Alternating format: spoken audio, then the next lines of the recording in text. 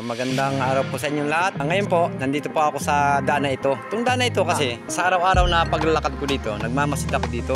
Medyo hindi maganda pa tingnan sa mata to, mga nakaraang araw-araw. Ngayon po, talagang labis akong nabighani. Kasi ang luwag na ng daanan. Malinis na po yung mga tagiliran. Wala nang dumi. Labis din ang aking pasasalamat sa kanila sa mga gumagawa nito. Lalong-lalo na po yung aming pinunong barangay na magandang lalaki at tisoy, si Kap Libby. Hindi dahil sa inyo po, hindi po malinisan to.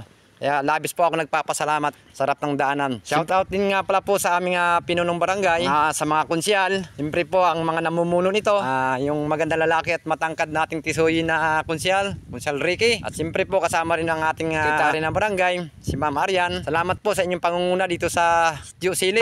Sana patuloy pa rin ang inyong unit At wag po kayo magsawa sa paglilingkod sa inyong nasasakupang bayan, barangay.